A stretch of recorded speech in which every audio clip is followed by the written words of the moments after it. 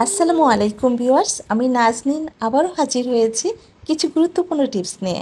আমাদের গৃহিণীদের রান্নাঘরের কাজগুলো অনেক কষ্ট করে করতে হয়। যদি কিছু টিপস জানা থাকে তাহলে সেসব কাজগুলো অনেকটাই সহজ হয়ে যায়। আর আজ আমি ঠিক সেরকমই 10টি গুরুত্বপূর্ণ টিপস শেয়ার করব। আশা করছি ভিডিওর কোনো অংশ স্কিপ না করে সম্পূর্ণ ভিডিওটি একটু মনোযোগ দিয়ে শুনবেন। তো চলুন টিপসগুলো শুরু করে নিই। টিপস নাম্বার 1, এই ধরনের কেচি আমরা রান্নাঘরে সাধারণত প্রতিদিনই বিভিন্ন কাজে ব্যবহার করে থাকি। আর এইসব কেচিগুলো কিছুদিন ব্যবহার করার পর দেখা যায় যে ধারালো ভাবটা অনেকটাই কমে যায়, সে আগের মতো আর ধারালো থাকে না। আপনি যদি একটি পাত্রে লবণ নিয়ে সেই লবণের মধ্যে কেচিটা ঢুকিয়ে এভাবে লবণগুলোকে বেশ কিছুক্ষণ কেটে নেন, দেখবেন যে কেচিটা সে আগের মতোই ধারালো হয়ে যাবে। কি বিশ্বাস হচ্ছে না তো?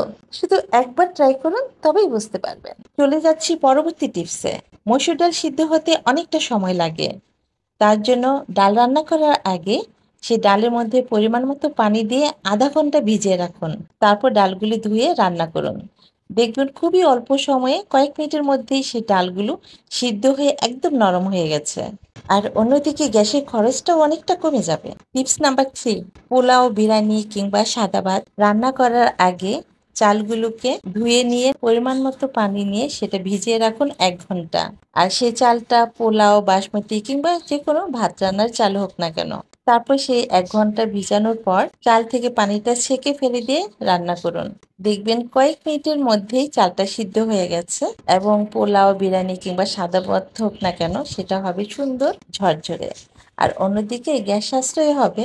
টিপস নাম্বার 4, এই ধরনের ফরসেপ বা চিমটা যে যেটাই বলুন না কেন, এগুলো কিন্তু অনেকটা টাকা খরচ করে কিনে আনতে হয়।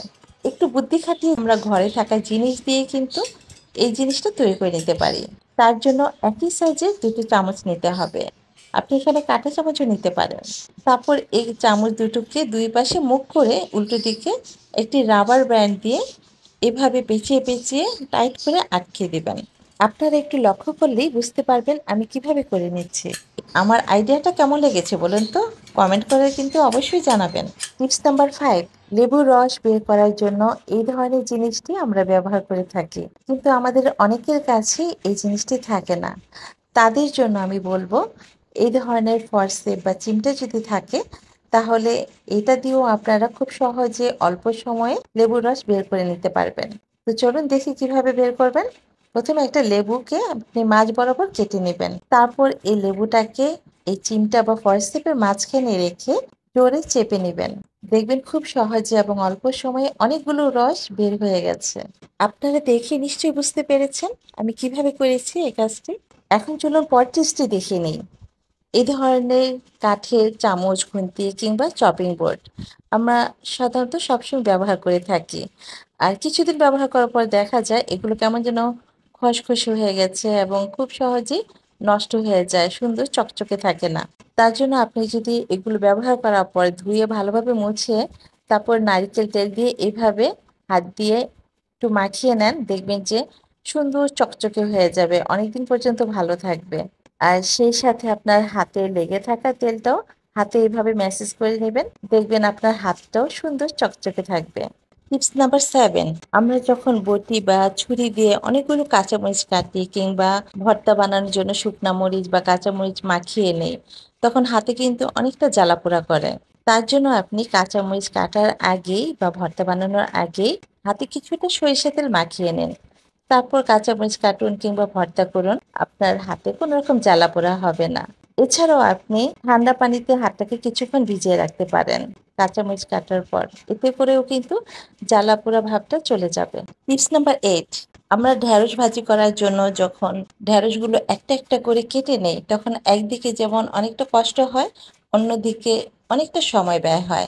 তাই আমরা যদি ঢেঁড়সগুলো এভাবে নিয়ে একসাথে অনেকগুলো করে তারপর একটি রাবার দিয়ে পেঁচিয়ে একসাথে করে তারপর ছুরি বা বটি দিয়ে আমরা যদি কেটে নেই তাহলে দেখবেন যে কোনো রকম কষ্ট ছাড়াই খুব অল্প সময়ে একসাথে অনেকগুলো ঢেঁড়স কেটে নিতে পারবেন।